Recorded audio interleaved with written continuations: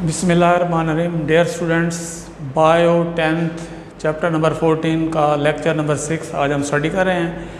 और ये जो क्वेश्चन आज हम पढ़ रहे हैं ये लॉन्ग क्वेश्चन है। और बहावलपुर बोर्ड के साहब का अगर पेपर्स देखें तो उसमें ये सवाल 2-3 दफ़ा आ चुका है। तो टॉपिक का नाम है एडवांटेजेस यानी फ़ायदे, डिसएडवांटेजेस नुकसान वेजिटेटिव प्रोपगेशन। तो वेजिटेटिव प्रोपगेशन के फ़ायदे और क्या हैं और नुकसान क्या हैं।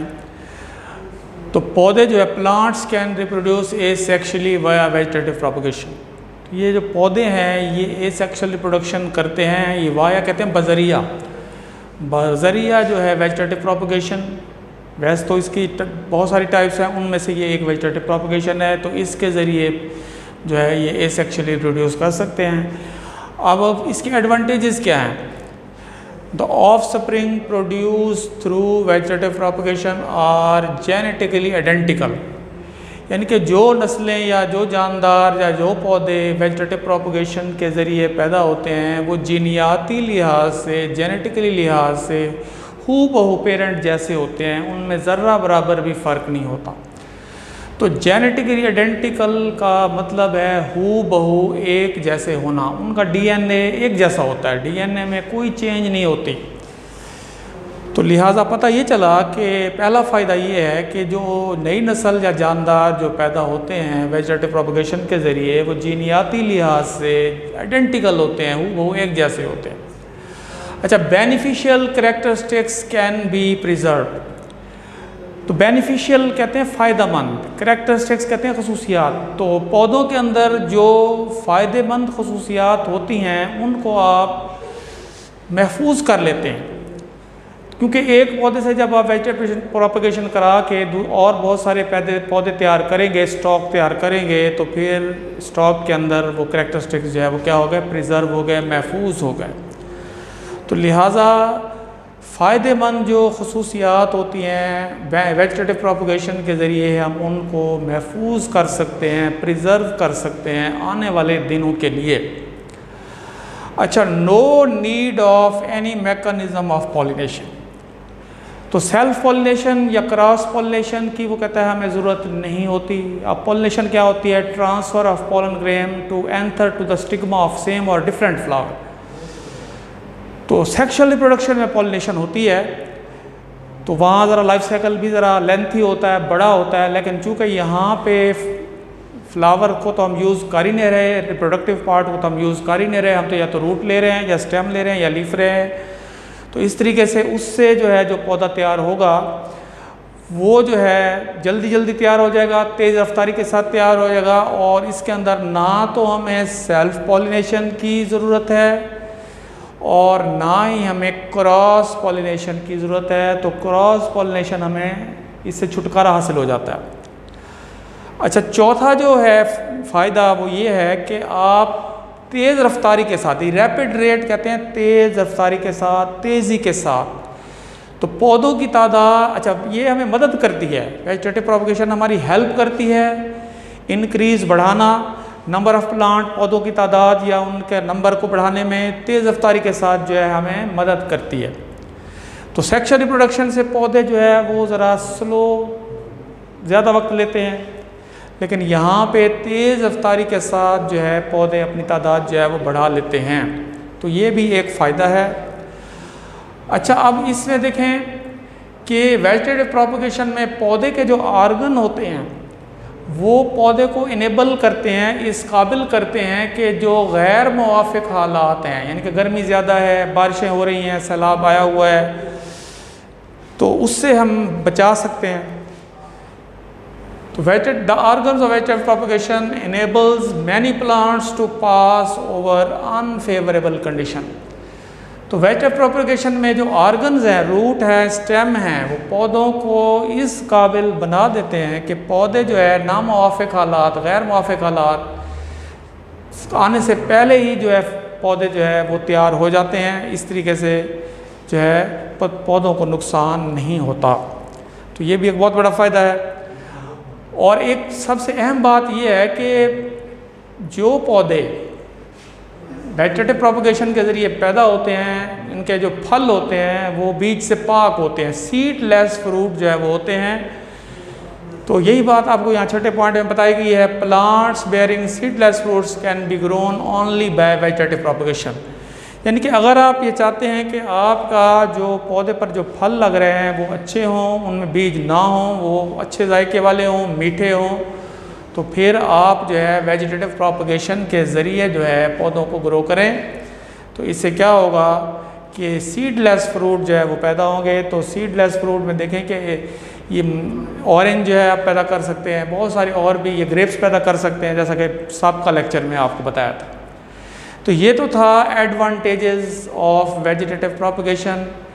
अब नेक्स्ट जो है वो है डिसएडवांटेजेस। ये अच्छा, एडवांटेजेस 6 थे, तो बुक में तो मुसलसल लिखे हुए हैं, मैंने यहाँ नंबरिंग कर दी है। अब आप भी कर सकते हैं, या जैसे बुक वाला लिखा हुआ वैसे भी लिख सकते हैं। तो अब है डिसएडवांटेजेस ऑफ वेजिटेटिव प्रोपगेशन। अच्छा, इसमें देखें कि चूँकि एक ही पौधे से स्टेम लिया जाता है या रूट लिया जाता है या पत्ते से पौधा तैयार होता है, तो उस स्टेम से, उस रूट से या पत्ते से जो नया पौधा बनेगा हूबहू वैसा ही होगा जहाँ से आपने वो पीस लिए। तो लिहाजा जेनेटिक वेरिएशन जो है वो पैदा नहीं होती, तो हूबहू सेम किस्म के पौधे होते हैं।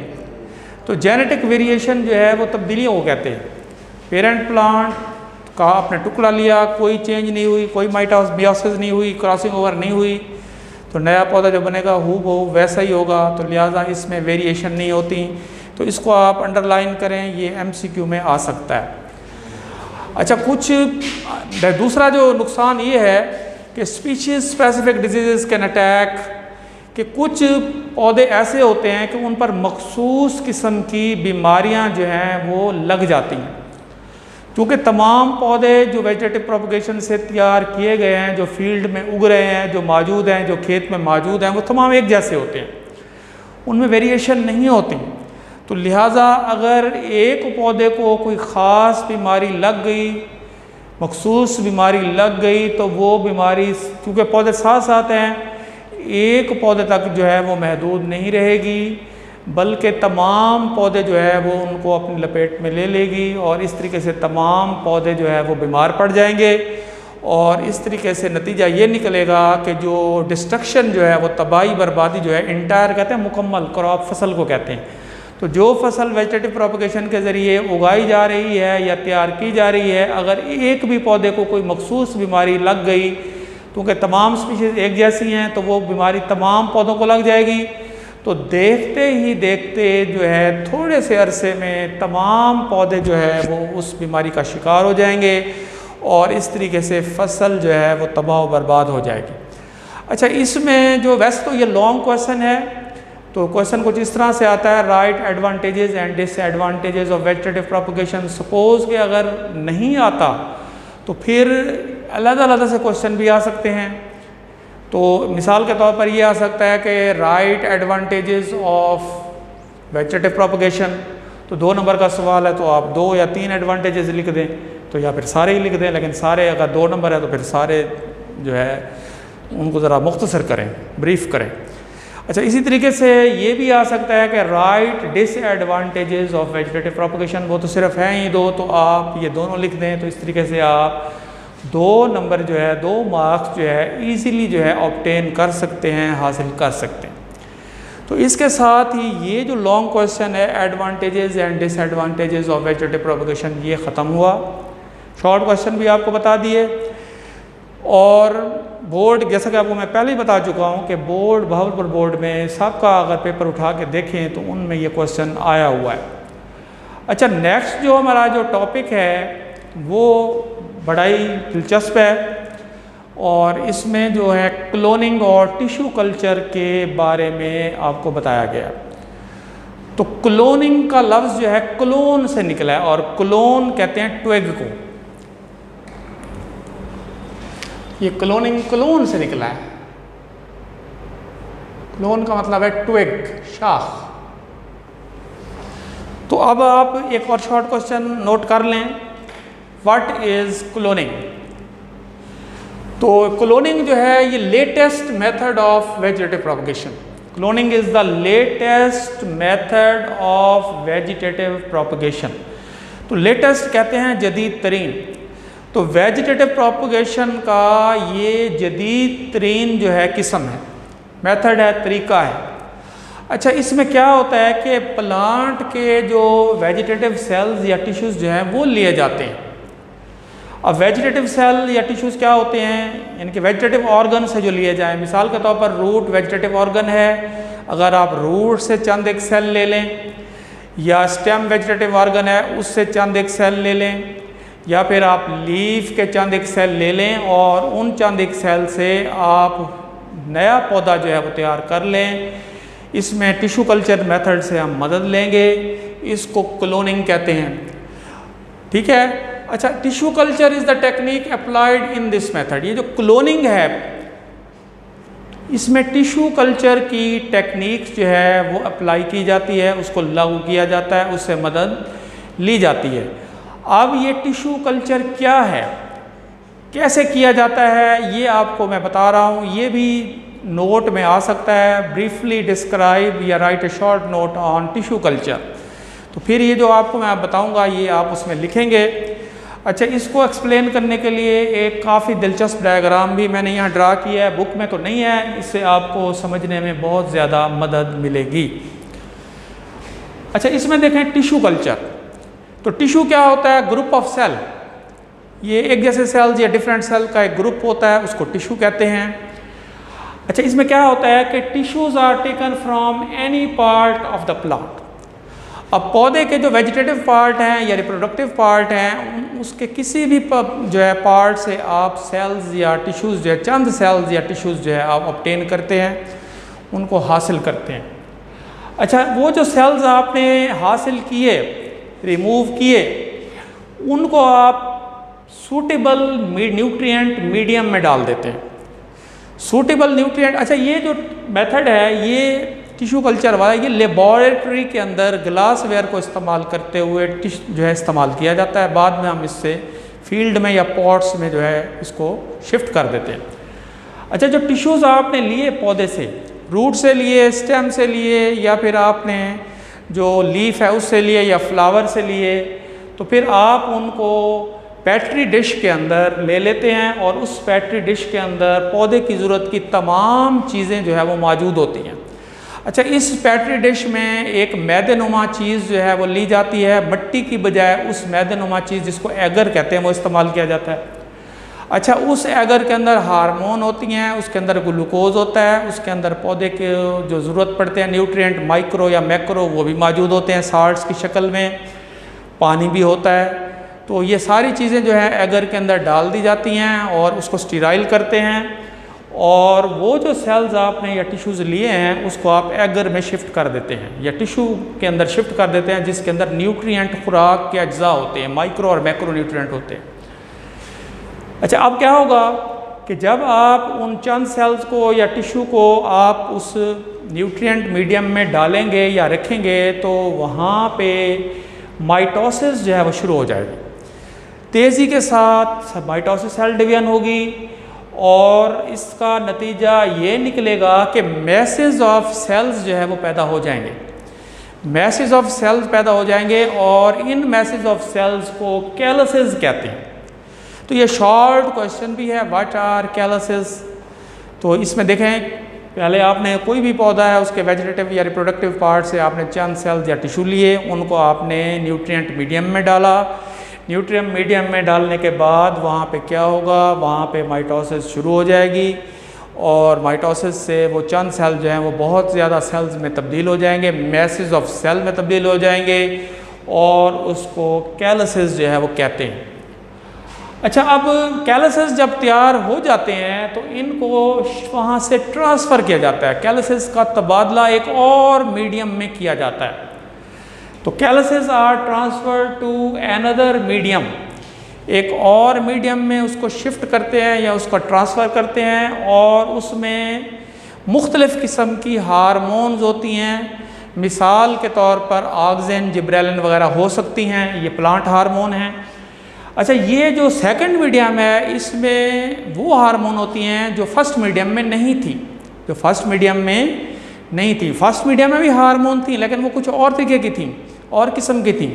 सेकंड मीडियम में जो हार्मोन है वो किसी और तरीके की हैं। तो अब जब ये कैलसिस को हम अनदर मीडियम में शिफ्ट करेंगे तो वहाँ पे मुख्तलिफ़ किस्म की हार्मोन जो है उसमें शामिल कर दी जाती हैं। अब ये हार्मोन जब कैलसिस ऑब्टेन करेगा तो फिर उसके अंदर रूट बनने का जो अमल है, जो स्टेम बनने का जो अमल है, जो लीव्स बनने का जो प्रोसेस है वो एक्सेलरेट हो जाएगा, वो तेज़ हो जाएगा। तो लिहाजा अब कैलसिस से जड़ें बनेंगी, बहुत सारी लीव्स बनेंगे, स्टेम्स बनेंगे, छोटे छोटे पौधे बनेंगे और बहुत सारे पौधे बनेंगे जो कि कैलसिस के साथ अटैच होते हैं। इनको हम कहते हैं प्लांटलेट्स। इनको क्या कहते हैं? इनको हम प्लांटलेट्स कहते हैं। अच्छा, जब प्लांटलेट्स बहुत सारे कैलसिस से तैयार हो जाते हैं तो फिर क्या करते हैं कि हम इन कैलसिस को जो सेकंड हमारा मीडियम है वहाँ से भी हम शिफ्ट कर देते हैं। या तो हम उसको ज़मीन में या फील्ड में जो है उनको मुंतकिल कर देते हैं और इस तरीके से वहाँ से एक नई क्रॉप या फसल जो है वो तैयार हो जाती है, या फिर हम उनको जो है पॉट्स में, गमलों में शिफ्ट कर देते हैं। तो इस तरीके से इसमें आपने बीज का इस्तेमाल नहीं किया, इसमें आपने चंद सेल लिए या टिश्यू लिए, उनको आपने आर्टिफिशियली जो है दो मुख्तलिफ मीडियम में ग्रो करवाया, फिर आपको कैलसिस मिले, कैलसिस से फिर आपको क्या मिले? प्लांटलेट्स मिले। तो फिर आपने क्या किया? प्लांटलेट्स को शिफ्ट किया फील्ड के अंदर या पॉट्स के अंदर। तो इस तरीके से चंद सेल्स या टिश्यू से आपने बहुत सारे पौधे जो है कम वक्त में जो है वो तैयार कर लिए। ख़र्चा भी इसमें कम होता है, इसमें आपको बीज पौधे का ख़रीदने की ज़रूरत नहीं है, आपके पास चंद सेल्स होने चाहिए। लेकिन जैसा कि मैंने आपको पहले बताया कि ये काम लेबॉर्ट्री में पहले किया जाता है और बाद में जो इसके जो प्लांटलेट्स बनते हैं उनको पॉट्स में या फील्ड्स में शिफ्ट किया जाता है। अच्छा, अब डायग्राम की मदद से आपको समझाते हैं। डायग्राम वैसे बुक में तो नहीं है लेकिन बेटा आपको यहाँ पे एक डायग्राम बनाकर समझाने की कोशिश जो है वो की है। इसमें आप देखें, ये एक कैरेट है, गाजर है। अब इस कैरेट से चंद सेल्स जो है वो लिए जाते हैं, फ्लोएम के सेल जो है वो लिए जाते हैं। ये जो कैरेट है इससे, ये असल में है तो प्लांट लेकिन कैरेट रूट है, तो इससे हम चंद सेल्स जो है वो लेते हैं फ्लोएम के। और ये नीले रंग का जो आपको एक डिश दिखाई गई है, ये पेट्री डिश है, शीशे की एक डिश होती है, इसको पेट्री डिश कहते हैं।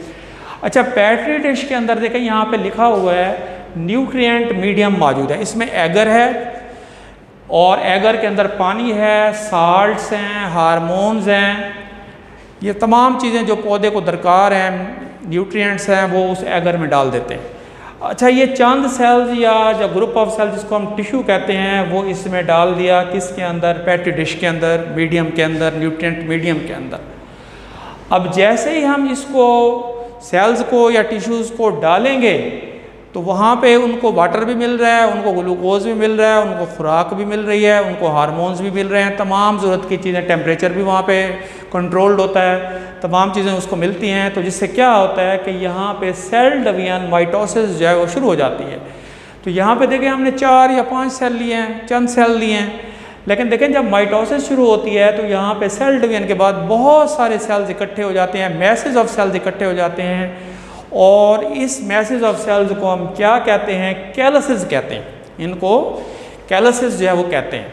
अच्छा, जब ये कैलसिस तैयार हो जाता है तो अब हमने इसको जो पहला मीडियम, न्यूट्रिएंट मीडियम है, वहाँ से हम उसको अनदर मीडियम में शिफ्ट करते हैं। तो देखें ये एक और पेट्री डिश है, इसके अंदर वो हार्मोन्स मौजूद नहीं हैं जो पहले जो है मीडियम में थी। इसमें और मुख्तलिफ़ किस्म की हार्मोन्स हैं, इसमें साल्ट्स भी हैं, इसमें पानी भी है।